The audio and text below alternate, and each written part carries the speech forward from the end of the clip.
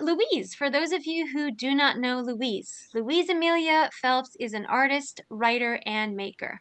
Born in London, she completed a BA in Fine Arts at Bath Spa University College, a foundation in art at Wimbledon School of Art, and an MA in art psychotherapy from Roehampton University.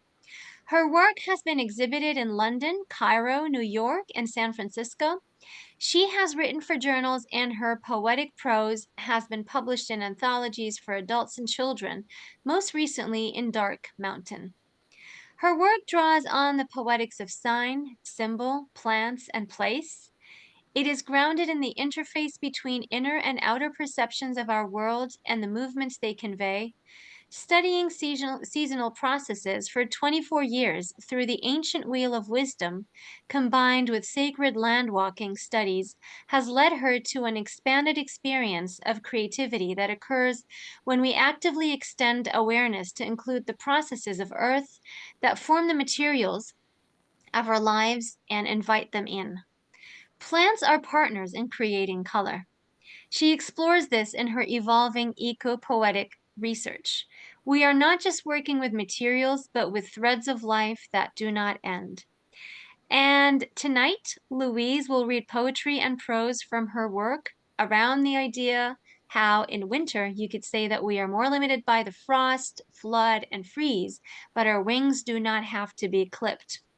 Within the sound of driving rain is an invitation to travel on different terrain. And I was telling Louise just before we started how timely and how it matches the theme of tonight's session, the way the weather is. I mean, today is literally the coldest day in this fall, in this autumn season here in the UK.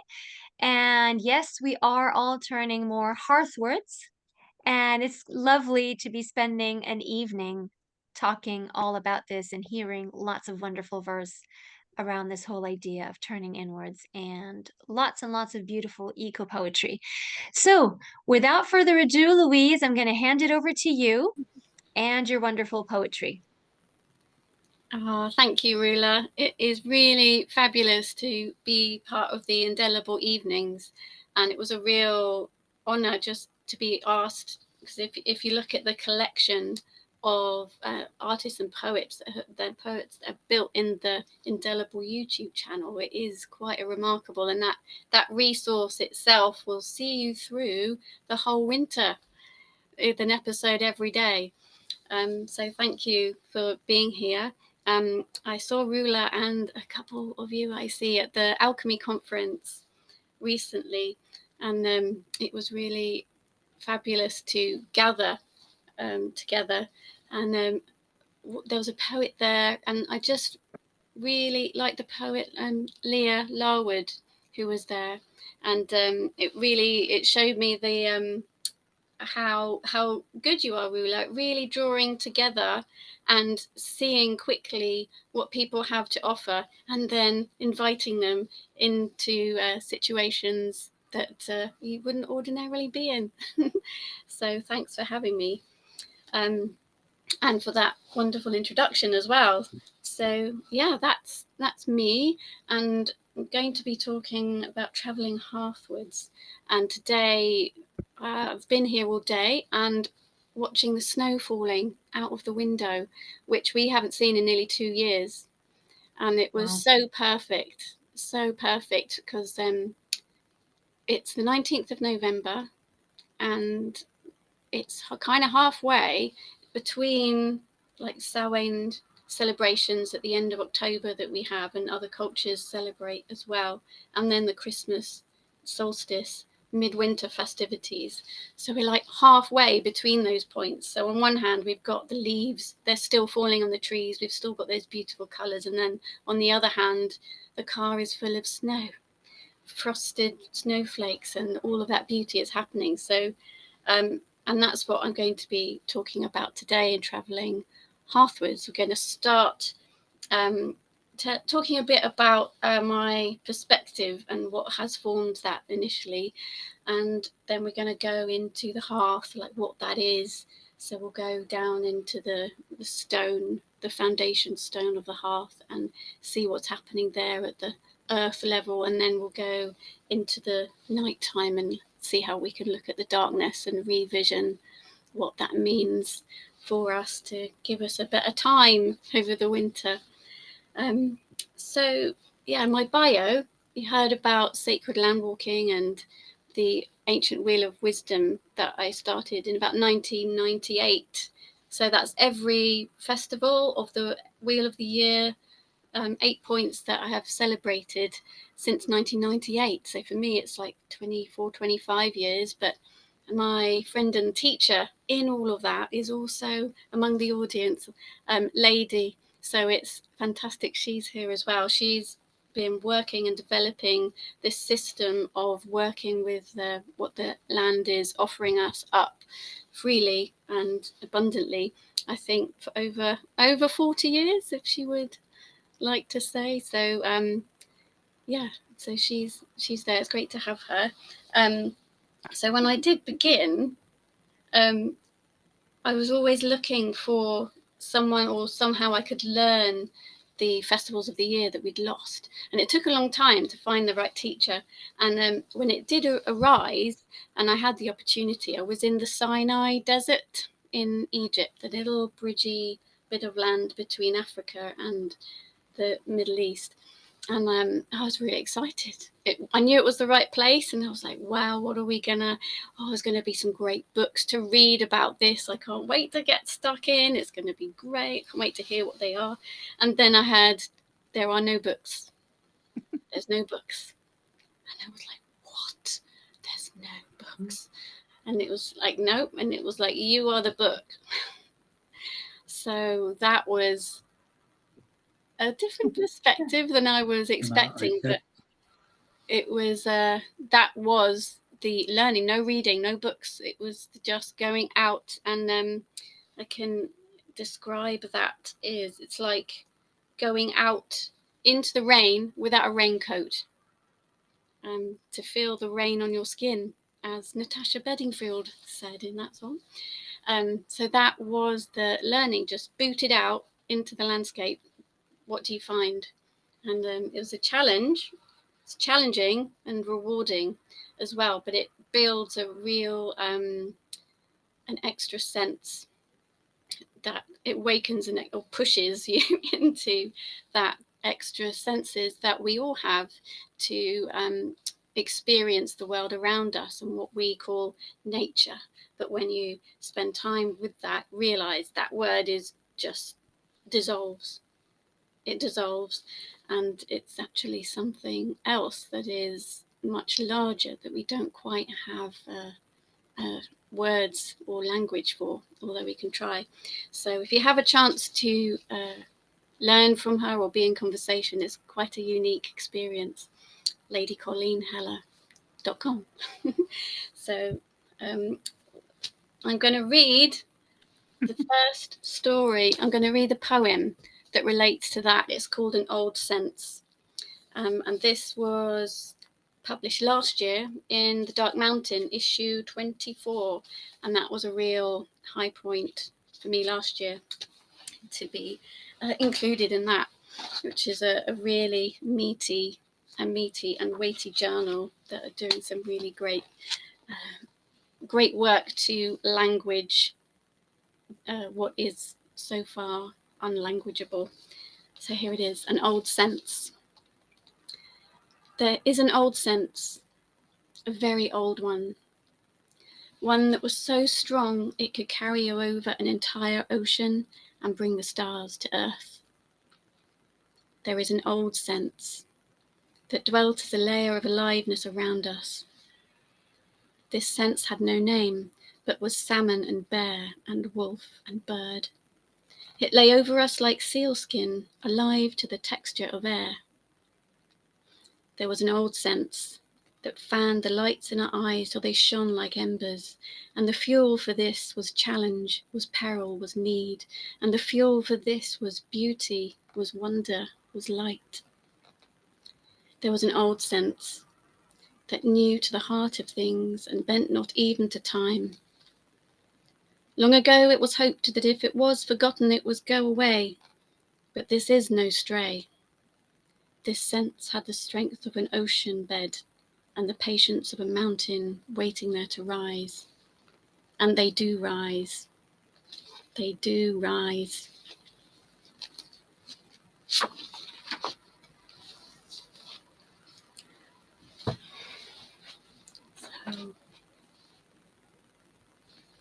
that was an old sense. And I think we're all feeling that sense now to head for the warm places. It really pushes you to head inside with the snow. You question your clothing, and you really like everything now is turning inward and downward. And so we're all thinking about the hearth. The hearth, like, what is that? What is the hearth? What does that mean now?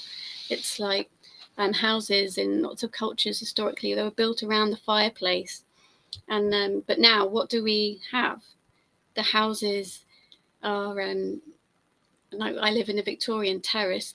The spaces where the fireplaces are, they're boarded up. You can see where they were, but they're all boarded up. There's no fires. There's no fires. They're hidden away, concealed. And the source now, a heat source, is the boiler, which is hidden away in cupboards like a mechanical metal mystery. And it has a blue flame rather than a warm, rosy embers that we have loved for millennia. And it has to be checked every year to make sure it's not producing gases that could potentially kill us. So, like, this is what we have now. A remnant of this hearth is kind of tucked away and hidden. So and the kind of, don't know, you probably have found or noticed in your circles of conversation or in the workplace, every year this conversation comes up as a surprise, like it's never happened before. And you hear two phrases: it was so cold, I had my heating on last night. So you hear that, or you'll hear, oh, I refuse to put my heating on. I don't put it on till the 1st of November. So there is a time when those conversations come up, classic everywhere. And you know, okay, weather's really changing now. So these are like the residue of a kind of hearth. It's like that we have now. Those are the threads that we have. So, yes. But the original meaning of that word is the stone that holds the fire, the ground of it, the place that holds the fire. So what does that mean, and how can we kind of change that round? So if you can build, you don't have to have a physical fire now, you can build that within you, and it asks you to kind of go inward. And within our bodies, we have to form that ground within ourselves to hold that fire, to see ourselves through the winter. So if you don't have an external fireplace, you can hold that place within you and look at what that is. Look at what it is, what fires you up, what sustains you. And like this is one, the gathering together of people from all over the world to talk about something that inspires or touches or moves us, or what we're curious about for some reason. So this, as an example, music, friends, family, or reading books, which are fabulous. So that is one part of it. And the mushrooms and mycelium, there's a lot of research and at the moment all about networks, but how we can move into the winter is to look to what the fungal worlds are showing us. It's a time when they are fruiting bodies of the earth are out there, and they create these nodes of what is usually unseen, but it's elevated into the foreground. So all of the stuff that we usually kind of keep more in the background, we need to bring fully forward, so we can know what that is and hold it in our hands. But also hearth points in travel. A lot of things happened in Sinai, and a lot of ventures that I had out there, and with Lady as well, that we have both had plenty of adventures. Both of us love the desert, and Lady lived there for like 10 years 10 or 15 years with the Bedouin tribes. So my adventures and trips were all created through her connections of the Bedouin cultures there. And their fire, they have no electricity, no water, electricity. They're all about the fire. And then you realise that the hearth it's a movable feast. It's like they don't have a single place that they are bound to. It's like the hearth, the knowledge that they have travels with them in the men and the women who know how to make a fire. It is such an art. They know where to get the wood from, where to get the fire. They know how to lay the fire if it's windy or depending on the kind of sand it is. And the survival of them and their families came from being able to work with that fire and create food on it. How to move the sand away and bury bread dough underneath to turn it into bread. So that's you carry it wherever you are in the nomadic ways. So that is something that we can bring when we go out in our lives and the challenges they bring. So I'm going to read now another piece about autumn. I think last year I had an amazing year. When trees produce a lot of fruit or nuts, it's called a mast year, and I had one of those with writing, and I put together 3 chapter books and journals, actually 3.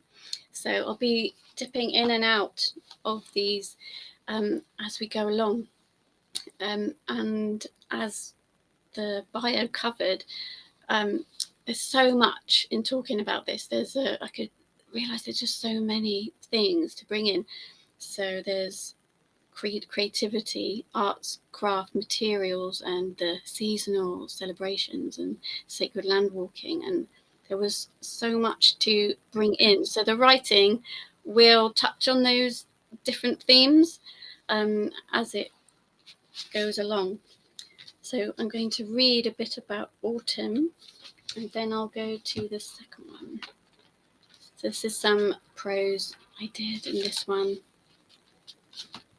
which some of you may have heard already. So it goes. In autumn we stand upon a land of fruit, root and seed, of slanted light and long shadow. The smell of sweet ash is on the air, and we know a time of broken bracken is coming. Mist and smoke will soon combine, and the mornings will be braided with our breath made visible. This transition happens gracefully, but sometimes we hit the ground with more of a bump. We awake one morning and the tension of the leaves is different. The sound has changed and there is the edge of a whisper behind them. But when the first great winds of autumn come and lift the trees with a roar that joins the rutting bellow of stags, something settles and something else stirs. There are other signs and signals that announce the change. The birds alter their songs, and tendrils of the deeper months reach into the late summer and appear as webs that drape every space. Everywhere the hedgerows offer us their burnished berries and seeds. Fungi arise in the blink of an eye, and for a time we can witness the fruiting of the forest floor. Autumn blurs the line between what is visible and invisible.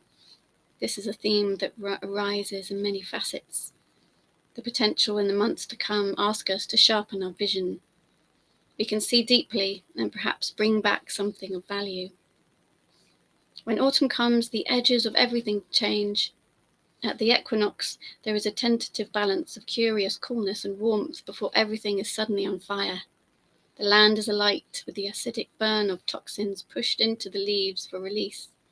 Then suddenly the leaves are down, the sky is white, and the branches taper into dimensional firmaments whose depths reveal themselves the longer you allow yourself the pleasure of stillness.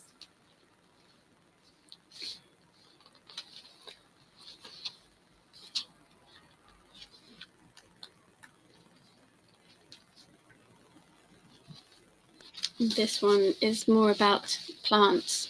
when you're dyeing with plants and creating colours, then everything matters. The variables are so numerous, you just have to let go of them and just see as what is happening in the moment. So this is about the plant colours. So plant colours are alive, ephemeral, created through time, earth, heat, light, acidity and alkalinity. They are made of life and as precise to the moment of season and locality as can be. There are historic dye plants such as woad, indigo, weld and madder that have a long history. These have been tried and tested for strong, lasting, fast colours of blues, yellows and reds. However, many other plants and trees offer colour. They're not always as strong or robust in fastness, but can be used to create beautiful tones. If I use these myself, I think of them as infusions of mythology, medicine and meaning. Plants arise as a blend of earth and light, dancing through water, and this is what comes back to you in the dye baths. You have to find the right way to unlock the potentials within.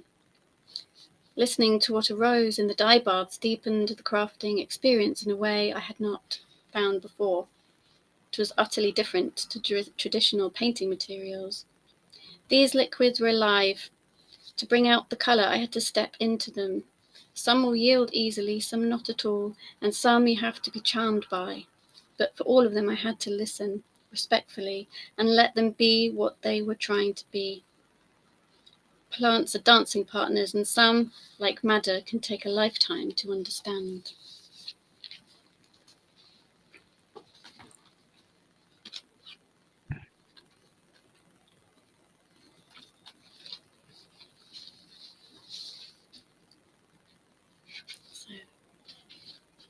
And this is about the colour potentials in autumn that we have right now.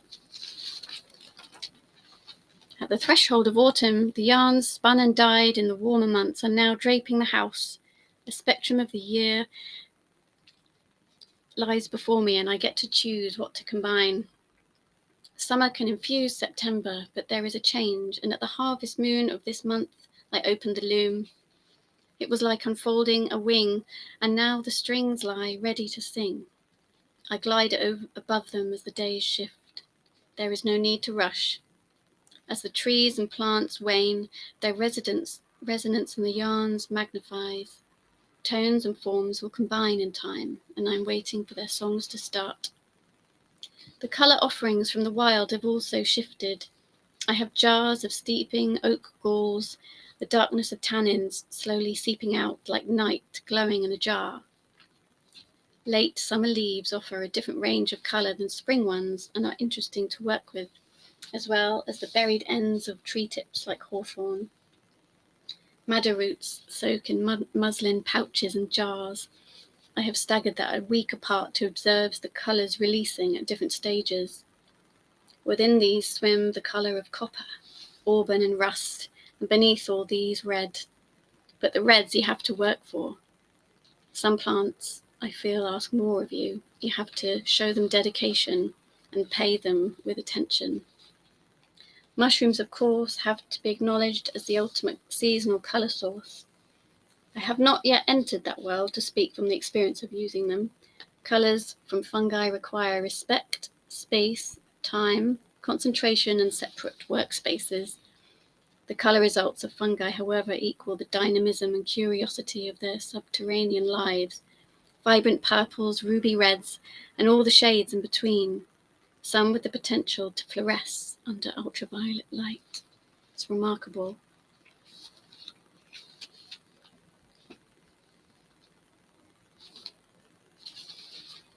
So,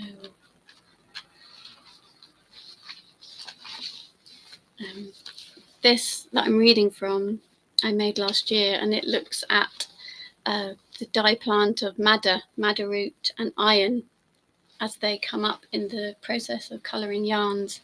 So madder is a really ancient plant from, it likes very hot, dry soil. So mostly found originally in the Middle East and then spread out through Europe. And explored that using that root. Autumn is the time to gather the plant up when all the energy of it, the leaves, drop down into the root, and that is the time to lift it out. And looking at the resonance of that colour at this time of year when there's so much ancestry is celebrated so much.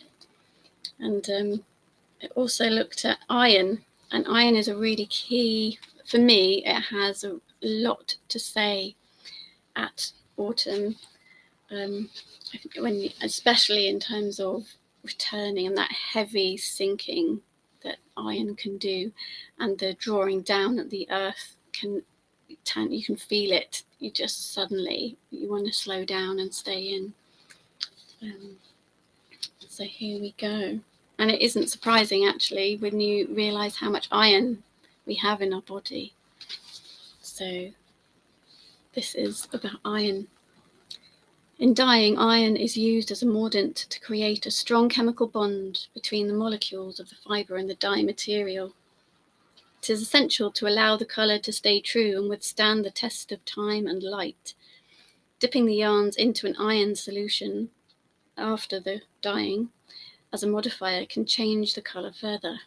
When exposed to iron this way, the colours deepen, which is called saddening. They become browner, blacker, purpler. It creates a depth of shade that hints at the tone of shadow at the entrance to the cavern that will hold us through the winter. Iron is threaded through the earth, the entire earth at all levels of strata, from the harder outer layers to the immeasurable molten rocks that move around the core. Although it is still impossible to ultimately define the composition of the liquid mantle exactly, iron, as well as the components that make up iron, appear at every point of conjecture. The core itself is a solid ball of iron, and some nickel the size of the moon. And this place, the iron heart of the earth, is where a glimmer of the primordial fire still burns. This is an echo of the forces that span the planet into life. The heat is part of the drive that fuels the convection currents that create the magnetic field itself. This is the story of iron. It's science. So the magnetic field begins at the core of the earth and expands outwards through many layers. Iron within the earth is fundamental to the creation of the pattern of movement that maintains the fields that protect the planet from harm. And iron on the surface of the earth will respond to these fields and make visible these invisible forces in the loops and whirls we can remember from science lessons. Iron is a deep metal, the weight of it always seeking the heart of the earth where it was once liquid, where it once could move freely. It seeks the memory of the moving loops of convection. To me, iron has a place in autumn, when we feel the weight of ourselves, when we feel the wish to lie low grow, when we are drawn to places of fire and see the echoes of ourselves in the flames. Here we can vision our past and build our future through the light we bring to the present. So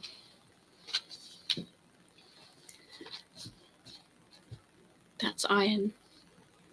And I don't know if you've, there was one time, I'm going to read it a bit later, I think last December I had a period of being ill, and it was exceptionally cold in the UK, and into minus double figures where we were, and I was on the bed, I was lying there, and I felt like so unwell. I just felt I was sinking really heavy, and I felt just the material of my body just suddenly very heavy, and I could really understand how easy it is to, just drift off in the winter. It was quite a remarkable feeling just to feel the heaviness and the draw.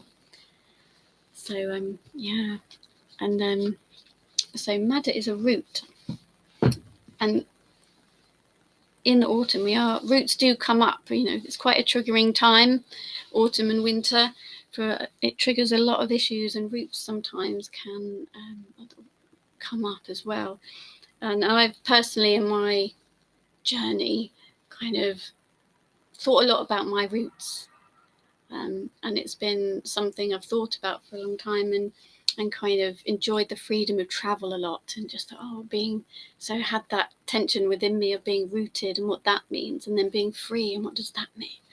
And I've come to through quite an exciting journey. I have a real appreciation of roots now, because I've realised they're not binding or tight, although they can be in some ways, but the actual essence of them is just made for movement. They're not static things that kind of make you stuck. They are made for movement. So I wrote this, I think yesterday. I wrote this very short thing, but I quite liked it. Roots, after all, are not only there to steady us, but are actually made for movement and flow. They have their own way of growth. They know how to grow in the dark. They know how to grow in the dark. So that's what I am grasping at the moment. I'm thinking about that roots know how to grow in the dark. And if you look at the science of them, like the tips of the roots are special cells that are kind of sensory, so they can tell where to move and they can grow around. It's just amazing, the plant science around that. So it brings us to darkness, which can be a struggle for some people. And I have a cold issue, so I really feel the cold, and it causes some physical discomfort. So I spent a lot of time just waiting and just hoping for summer, or the 4 days in the UK when it is kind of around the 30s and you can confidently go out without a coat. Those were the days that I would wait for, and I realised I had to change that, because if you're not if you have an issue with cold weather in England, you're going to be miserable a lot of the time.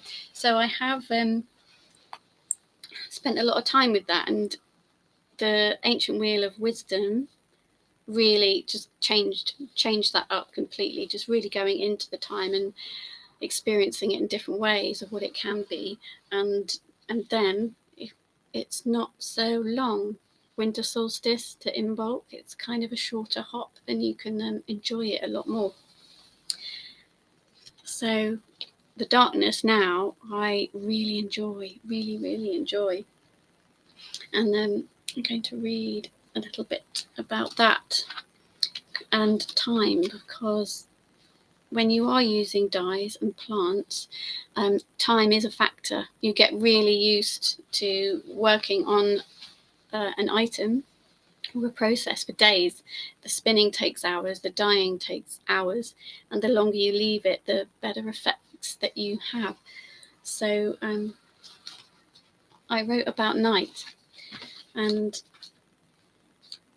it takes hours, but in thinking of it, night isn't only the absence of light, it is full of a very particular nuance of light. Moonlight, starlight, the clouds muffle the light sometimes, and it's actually a whole other space to explore, the nighttime. And I wrote this about the processes of the night. Did you know there is a name for this time, the kind of time the stars have? A name for the imperceptible arcs of light they strike on our skin. The trees know it, the plants know it, and the stones know it. Sidereal time. In dyeing, many processes need a night. I work with the day and I work with the night, and I set the vessels to be ready for morning, then set threads to dream within them, soaking, sleeping, conversing, until I join them there. And while we sleep, the processes we ignite by day cure beneath tides of stars. Like that. So that is the night. And I'm going to continue the night theme with this one. This one is quite an old one. I wrote it in 2003, and I wrote it in the desert in Sinai. I think I was walking back from one of the bathroom blocks, and I always had my book with me, and then I just dropped down and wrote it. boom. That's how the space is very expansive there. And it is called The Sky Mother. I am the measure between dusk and dawn. I am the contours of the earth and sky. I am lapis deep in eternal flight. I hold 1,000 stars in my womb, and through my gates all will pass. Those who do not honour me with sleep are haunted in their daylight hours with waking dreams. Time is not of much to me. I see it in patterns and shapes, the falling of stones into stones. Mountains rise in my heartbeat, and with another they are gone again. Many tried to find me in their ships, set sail into the night to ride the cosmic winds and tides. But things have a different movement here, and many were lost.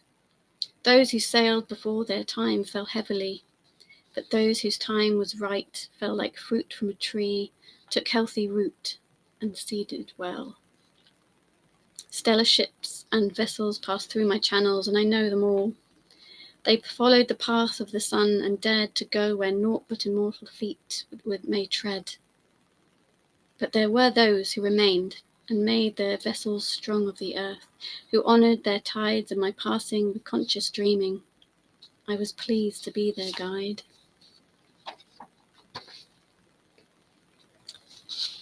Oh, that is nice, that one. I do like that one quite a lot. And that follows on to the piece I'm going to read, which I haven't read before, actually. This one, I haven't read this one. It is called, I touched on it earlier, The Night Rains Now, and it's about when you spend a night in the Sinai desert. That's how it started. At every time of year there is a play of elements. There is a music of each in the states of strength, form, and placement. In winter I know my place. In winter my bones have weight that aligns me to the contours of my bed and the flat curve of the earth. The view is from here. In the Sinai desert, nights are spent just sleeping out, on a thin, dog-bitten piece of foam on the sand that takes the edge off any larger stones. Nights mostly are perfectly still and have the ambient temperature of a living room. The sky is domed, endless space that lifts into firmaments above. The stars have colour, and the light of them gives the mountains colours too. I gaze at these lights until the dimensions settle in, until my positioning takes place, and until they start to make sound. Then I gasp and hold on to the earth as I feel I will lift off and fall into it. And when their strands reach you, they are strands of light that are most like silk. For silk is as fine as air, as fine as a photon, and responds to the same imperceptible breaths of space. Silk is also as strong as to bear the weight of the distance travelled by starlight, of time as photon. So, when these strands reach you, and you receive them well, they stay. They find a home in you. I went to the desert to listen, to converse, gather what was offered. These filaments have been a strengthening bond for me in times of challenge. They have fortified my stamina to move through what I needed, and they still do. They are far away, but they are not far away, and they are louder in winter. The summer stars sing through the air, potent with pollens, fragrances, but the winter air is cleaned by the rain, the winds, and ramped up by cooling currents a continent away. The pollen, spore, leaf, dust, suspended by water, damp, and dew. And in winter, the mirror of the sky is clean, and these songs of the stars are where I go to when I weave. While I weave, I am listening, and this is what some weavers know, and this is what some spinners know, that the qualities of their craft fortify in many ways. The echoes of their practice resound backwards and forwards, and in the delicious present we can breathe in the smoke of fragrant fires and know the warmth as one we shared with the most distant ancestor. The twist of thread remains the same, and knot's placement cannot change.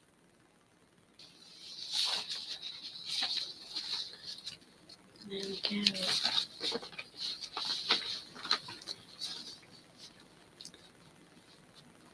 Yes.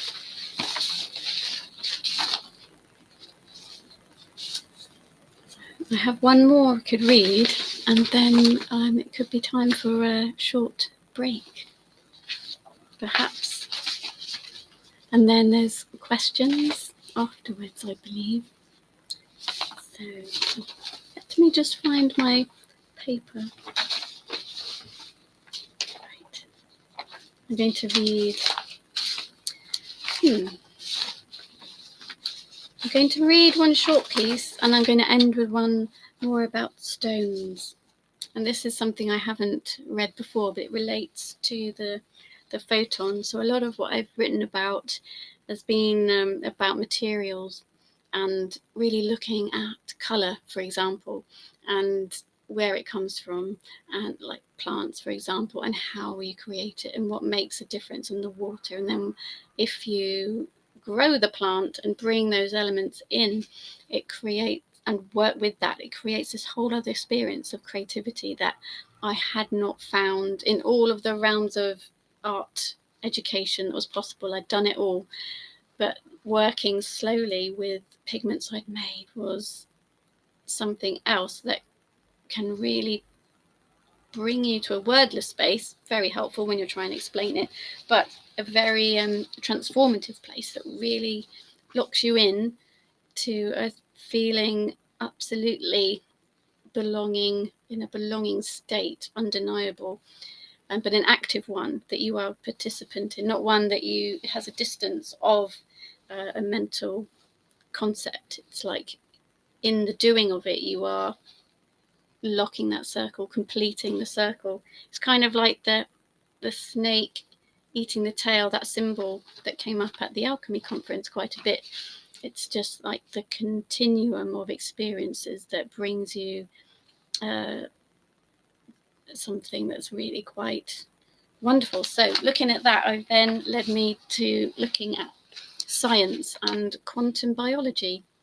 So that's where I'm looking now. So this is a small snippet of that I wrote about this time last year. It's about the spin of the Earth on a magnetic field. It is gravity that keeps the spin in, keeps the draw down raw, that keeps us in a locus on a hemisphere of a circumference of a globe. Wherever we are on the globe is how we experience time. I feel gravity is the anchor point for our experience of time. It roots us into a point on the globe whose spin is a greater circumference nearer the equator and a lesser one nearer the poles. The circle is smaller there, and if you have spent time near the equator, you may have noticed the days feel endless, like 2 days in one, so that you have to have a siesta. And in the UK, the days can go so fast, a week has passed before you realise it. But the quantum world is so small, so utterly immune to gravity, has different rules, it has different parameters. Science has now discovered a quantum world whose natural parameters of existence at their minute level are unlike anything we can understand from the natural laws of our own biology. Or are they? Advances in science are now discovering that light, for example, behaves differently depending on whether or not the beams are being observed. Light particles change their behavior when being watched. I can relate to that. From what I can surmise in simple terms, light changes from behaving like a wave to a particle when being watched. I am interested in what this could mean for a creative practice. I wonder what creating consciously, bringing awareness to the process, brings to the light of what we are making. When we enter creating, when feeling of flow is present, are we then one with that process, part of the wave? And when we are clunkily trying to do something, are we too conscious, in a bumpy particle state? There we go. That's quite a rough, sketchy piece, but offering that out. So I'm bringing this, the last one is called Let the Strata Sing. The stories we are told subtly form the locus of our perspective. The recent industrial stories that have been laid upon the strata of the earth are thin ones. Thin stories, but dense and laid there, not with reverence, but cast down like old socks. These stories are born of progress, sharp thought, carelessness, and strife. They tell us of nodes and components, composites of being, of parallel power lines spanning distances, bringing us what we did not know we ever needed. The static noise of moving too fast becomes our language. But our language is really stone old, a land age. If only we'd let the strata sing. But the strata never stopped. Being in silence at the pace of stones is where belonging begins in the bones. Go to the deeper strata of yourself. Tap the deep root of water there. Let her in.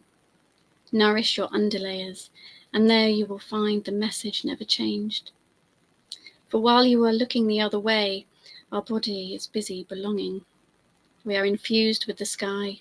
Our iron blood aligns us true north to true south, and long lines that wrap the world.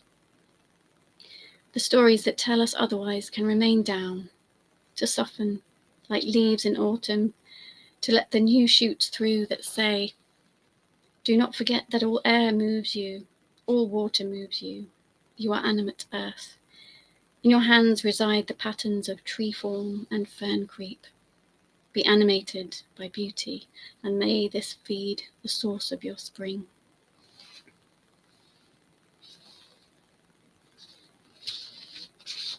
Yeah.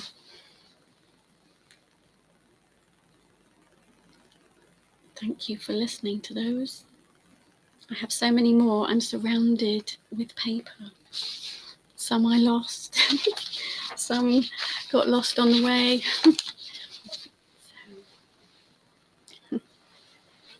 Thank you so much, Louise. This has been gorgeous. So inspiring, so heartwarming, and wow, I mean, I can already think of at least 6, 7 questions and comments. And I'm pretty sure that everybody else feels the same way. So how about we take a 5 minute break, take a little a stretch away from the screen, fill up your teas, coffees, whatever you're drinking, and then we'll be back for a chat with Louise. And thank you so much, Louise, one more time. This has been incredible. Thank you for having me. Thank you. So see you all in 5. Okay. Heard that, lady? That little laugh. Great job, Lou. Thanks. There was a really good one, and I lost it along the way. Not at all. I found it. There's so much. Woo. Right, I'll be back. Take a break. Bye. I'm gonna take a break. Take a break. Back in a minute.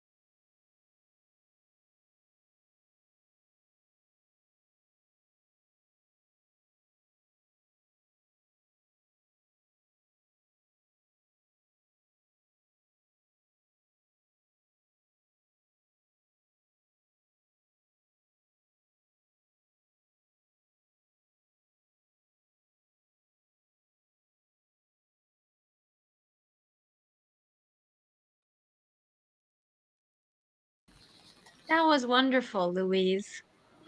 Thank you very much. Thank you. You know, I was inspired by everything, and it really brought back some memories, especially when you were speaking about roots and darkness and how they are able to grow in the dark. So there was a time, especially during COVID, actually it was during COVID, during lockdown, when I was particularly intrigued by this whole idea of growing in the dark. And I wrote poems about nightshade fruits. So there were poems about eggplants and tomatoes and zucchinis and all those plants, the edible plants that actually grow and thrive in the dark. So it was such a joy listening to your talk and the poem that you read on roots and everything else, basically. So thank you. Thanks. It's Thank the whole you. archetype of the pregnant darkness. I don't know if it's an archetype or just the concept. And I think the one who came up with the term was Monica Wickman, the Jungian analyst, Mhm. pregnant darkness. And then that's particularly when darkness is a time to thrive and to grow. It's also the concept of the descent into the Nikia, also the darkness there. So thanks for bringing that up. Thanks. I think the nighttime doesn't really get much coverage. People don't go out for No, walks often in the nighttime, but it's really not they have to go out for a walk even, but just to stand outside in your space, in your garden, and just take in the night and what is happening, because it is right. absolutely incredible, and it's something that we do shut away from. I mean, sleep is very important. I've done a personal study of learning to go to bed early over the past few years, Mm. and it is absolutely transformative. So I do understand now that being asleep is fundamental to health, but also taking in the nighttime is, Embracing it. Yeah. yeah, the sounds and the visuals, because it's full of light, moonlight, Right. starlight. If you get away from the interference of city lights, it's just fantastic and scary. There's a scary element there. Of course. There is a bit, but that kind of does spark some kind of that fires you up itself. Mm-hmm. Mm-hmm. Absolutely. And right. So I'm gonna open the floor now for questions in the audience. Would anybody like to jump in and ask the first question? You actually do have a few really lovely comments in the chat box also, if you'd want to have a look at those too, Louise. Oh, Oh, I see yeah. Lady's hand up. Yes. So, Lou, I want to ask you, can you speak on the night as a gestation time and how using fires brings forth the light in the dark time so that you can expand in the gestation time, not birth, but growth in the darkness? Oh, yes. That's a really good question. So, yes, another way of light. So, using light, the fire in the night for expansion in the night. Is that the question? Using fire in the night? Yes. Yes. Well, it is a really good thing to do. And just recently, do use that as part of a practice of being in the nighttime. And I had a, a situation last week, and someone new joined me for that practice. And afterwards, she said, I never realized that the firelight and moonlight were different. And for her, that was like a concept. And it's a good thing to really take on and experience when you're out there. And then it's hard to describe when you are in the presence of a fire and the moon, and you are standing there and you are taking all of that in. There is a feedback, there is like a bounce back feedback Right. bounce between the lights that you can connect with, and it can make you feel really good. Or if you're just present with that, it's interesting to see where that can take you in your thoughts and your feelings and your experience of that moment. Yeah, for me, it can be, it's changed over the years. Sometimes when you do that, I've had different insights and inspiration and clarity has come, and the evolution of working with that. Now it's just a state of a strong presence.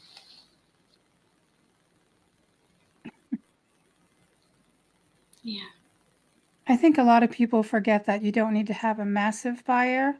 You can have a small fire in the night, and that small fire in the total darkness of a dark moon versus a full moon, that illuminates you. All of a sudden, you're huge, and the fire is so small. It's just bouncing back your own divinity into the flame, and then it expands, which you've done many times.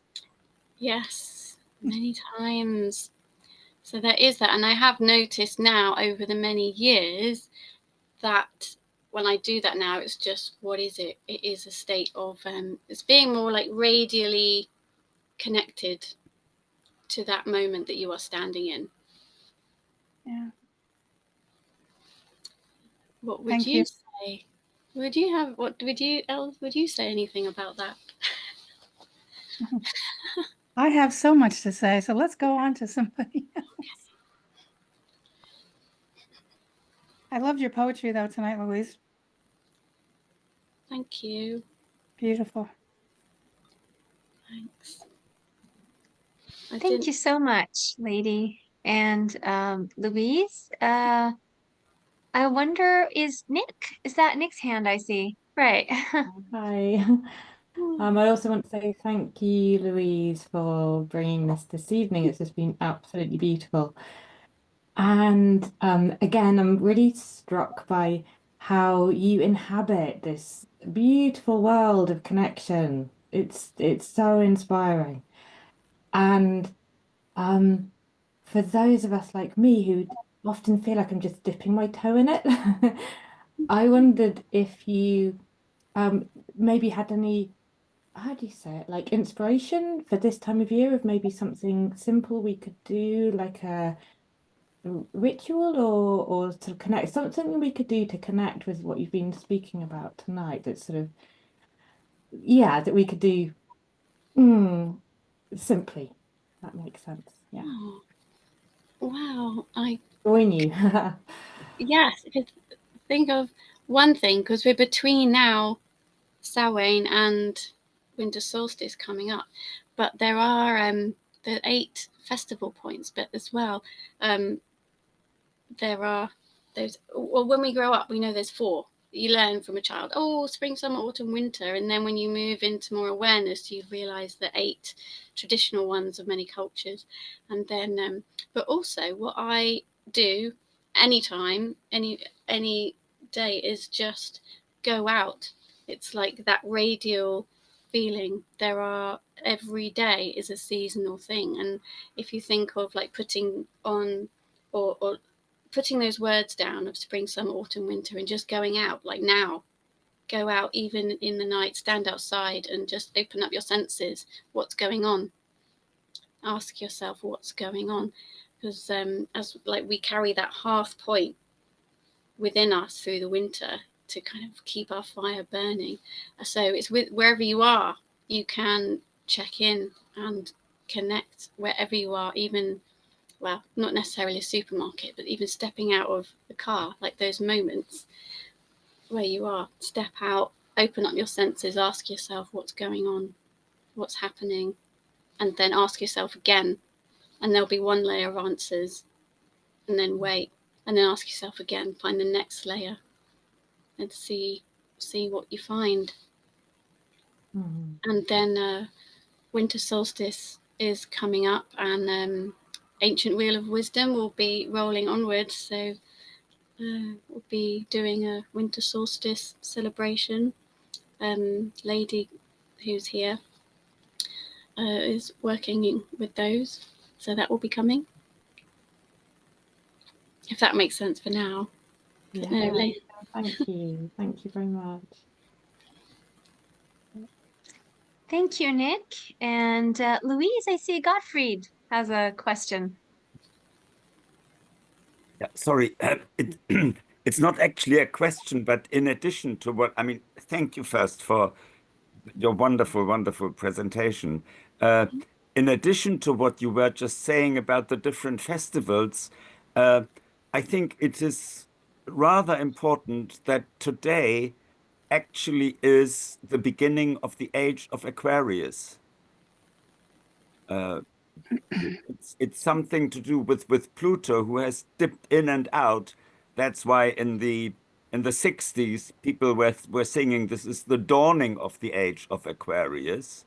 But this is now it, and it will stand. Pluto will stay in this place for longer than our lives. And so it's quite an important turning point, astrologically speaking, today. oh, that's great. And it snowed.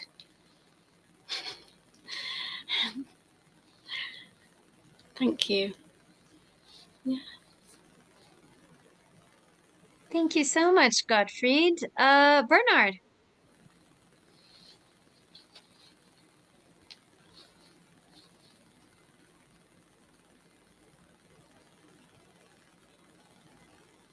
You will need to unmute, Bernard.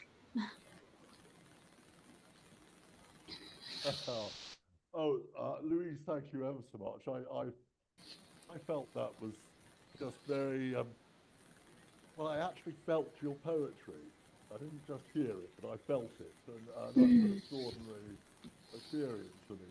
The thing that struck me very much was that you bookended your poetry with an old sense. And at the end of your poetry, you started talking about quantum understanding, and I thought that was sort of revelationary in a way, because it's through understanding some of the quantum realm, we begin to return ourselves to the time when we actually knew this stuff instinctively. And I found that journey that you took us on wonderful, really, absolutely wonderful. So thank you. Oh, thank you.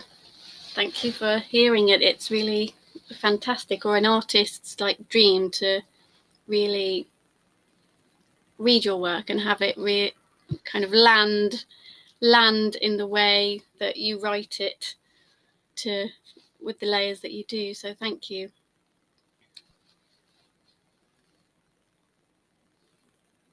Thank you so much. And Ray. Yes, thank you so much for the reading. And I just have my reactions. I'll share with you my reactions to the reading of your work. Three phrases that stuck out to me: the pleasure of stillness, I went to the desert to listen, and go to the deep strata of yourself. What was so pleasurable for me is that in your writing, the deep immersion into nature. Well, I didn't feel like I was inside or anywhere near a town, a city, or any place at all. It was kind of a retreat from modernity in a way, and a return to more of an indigenous type of consciousness where you're surrounded by nature. And I can understand why the Sinai Desert for you is so important, because the desert is a place far away from modernity. And where I live, it's why people flock to the ocean. They go down to the beach and they set up their chairs, but they don't set up their chair facing back to all the houses and buildings. They face their chairs out to the sky and the sea and the sand. and that's as close as they can get to an immersion. At least it's half the environment. When you go out in the desert, you're totally surrounded by the sand and the nature. So for me, the listening to your writing, the purity of nature without leads you to reflects back the purity of the soul, your soul within. And I just wanted to comment on the images. As they say, that 5 elements: earth, fire, air, water, and metal. And so many of your images, the roots, the stones, the iron, the strata of the earth that you mentioned, the molten core of the center, the mycelium. Many of the images are associated with earth, fire, and metal, as opposed to air and water. That's just what I noticed. And go to the deep strata of yourself. That seems like a mantra for going to those things in nature and then going to those things within. And of course, nature in autumn and winter withdraws its energy down into the earth. It's there, it's hidden beneath the snow, and it will resurrect itself in the spring. But that's what's happening this time of year, and your writing reflects that. The other thing I liked was in the last piece of writing was true north, true south. Um, and for me, it was a metaphorical statement, not a scientific statement. And true north and true south is focusing, for me, is focusing on intuition and imagination uh, over against sensing and reason. So these are just some of my reactions to your writing. I just wanted to share them. Thank you Thank very you. much. You're welcome. Thank you for those. The elements in reading now in about iron and the madder and the rootedness is because we're in autumn. In summer, it would be very different. And I know different people and different approaches assign different elements to different times of year. But those, I think, How Lady teaches, it is a very experiential, like what is going on and what matches the what is going on at the time, and so that's why those elements are there as well. But that comment about the chairs facing towards the sea, and with sacred land walking, the training with that was like intense boot camp. No reading weeks, no holidays. You're just immersed in it. It was transformative and very in every true sense of the word. But the result of that training is I have no boundary now to where nature is and where it isn't. Like which way to face my chair. It can be facing any way, and that feeling of sacredness, and I use that word as it is. There's a lot around that. Whatever I now have come to understand is that I can have my chair facing anyway, and it's just as awesome. And it has helped me live in a more urban environment. And I've had this like amazing, crazy, sacred experience walking through town. Just yeah. So it does challenge that idea and expand out what you think nature is to your own uh, improvement and well-being and enjoyment and kind of care for the earth ultimately, which is what it's all about. Yes, it reminded me of Yeats' poem Lake Isle of Innisfree, where no matter where he is, he's in the city or whatever, he can still hear the water lapping on the shore, and he's there. He's there in his imagination. And I just want to make a comment. Nick was asking about a ritual, and much to the chagrin of my Facebook followers, I like to go outside and take a photograph every day and look for a look. I live on 3 acres, so I just go around and I look for something that arrests my attention. And you're always going to notice things are happening and changing each day. And uh, the photograph, instead of keeping me away from the nature, kind of brings me toward it. And I find usually something that I didn't notice before. And it's just a daily exercise. There's so much going on and changing by the day. Like you said, the colors. Another phrase that got me, which the first great winds of autumn that you talked about, and wind is one of my favorite things. And this time of year, you just get the great rush of wind. Thank you very much. You're welcome. Thank you. Thank you, Ray. Any other questions? I will, in the meantime, read a few recent comments for you, Louise. The most recent one is by Laurel Ann Porter. Thank you so much for the beautiful poetry. It has stirred something that was needing attention. And yes, indeed, I totally agree. Thank you, Laurel Ann, for the beautiful comment. Thank you. Lady says, if anyone wants to do any ceremony or rituals, you can find them seasonally on the Ancient Wheel of Wisdom on Facebook. Free offerings of what, why, and how is available for you, your friends, and family. That's wonderful. Thank you for sharing, lady. And Caroline says, thank you, Louise, for sharing your thoughts and works. I love the idea of the hearth being a movable feast and that we carry it wherever we are, and so we are not constrained by modern housing and the lack of the hearth. I love that you wrote Ode to Iron. And the idea of roots in one sense regarding ancestry and roots in terms of the plants feels really thought-provoking, as if there is a poem on the tip of my tongue. And the idea, between quotes, they know how to grow in the dark. Love that. Thank you, Caroline. Thank you. Beverly, thanks you for the beautiful poetry. It's very evocative, but she needed to leave as well. Oh. Oh, those are great. Thank you for listening. It is just really wonderful because you as a writer you do a lot of writing. You don't often actively share it for like real-time feedback, so it's hard to gauge where you are or what you're writing about. So it's really fantastic to have that feedback. Thank you. It has been a real breath of fresh air. Thank you so much, Louise, for sharing your thoughts and your experiences, and most of all, the crystallization of all that in poetry. And I really loved how you ended on a quantum physics note that the way photons react also depends on the way they are observed or whether or not they are observed. And this is actually a metaphor that we use for art-based research, because art-based research is not just something that you find out there and put together, like, the conventional research.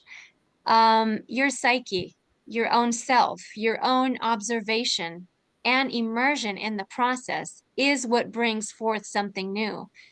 And in your case, it's your poetry, your pigments, your painting, all of the creative stuff that you do. And obviously, there's so much that you learn and so much that you can teach us through it. So thank you for sharing the experience of your own arts-based research with this lovely group. And of course, we would love to have you with us more often as well. And yeah, I mean, there's so much. I know there's a lot that we all would want to say to you. And if you would like, you can feel free to just write down your Instagram account or any other way that we might be able to contact you. And of course, the link to your book, if you can put that in the chat box as well. Yes, I will. Nick wants you back. Yes, please can we have Louise back to share her words and thoughts and wisdom at other times of the year? Absolutely. Oh, thank you. Yes, so this is Louise's Instagram, and yep, and that's the link to her lovely books. And also, I'm going to put Lady's website down. I really would recommend being in conversation with her about so many things, as well as a teacher, for and the festivals and the ceremonies, as she mentioned, are all there. So it's, yeah, I would, that's Lady's website and my website for books and Instagram, and there is Instagram for sacred land walking as well. And there it is. Right. Great. Oh, Rakahari also says, thanks so much for these wonderful poems. I like that traveling hearthwards becomes a model of creative process to engage more with those bendings and growths. Thank you for your comment, Rakahari. And thank you so much, Louise, for sharing Sacred Land Walking, the Instagram account. And thank you, Lady, for being with us today. My pleasure. I've known Louise almost 26 years now. So I've watched her grow from a 19-year-old to what you see today. So I'm very proud of her. Thanks. That's amazing. So deeply inspiring. Yes. Oh, And Michelle thanks you deeply and says, what a feast this has been. Yes, indeed. Thank you, Michelle. Thanks. Glad you could So make it. thank you all. Thank you all for being here today. And mostly, Louise, thank you for sharing these precious moments and artifacts with us tonight. And we will certainly love to have you with us again very soon. So, yes, see you all again tomorrow. If nobody has anything else, at 7 p.m. London time, we have a site creative session, which is also free and also online. So we hope to see you there. And Louise, if you could make it also, we would love to have you. There's an open mic slot in the end for anyone who would like to share their poetry. So we'd love to have you all there. Oh, great. Oh, thank you for having me. Thank you for having me and for the invitation, and for everyone to make space in their evening to stay and listen. Do appreciate that. Thank you. It was a great honor. See you again soon. See you Bye-bye. soon. Bye.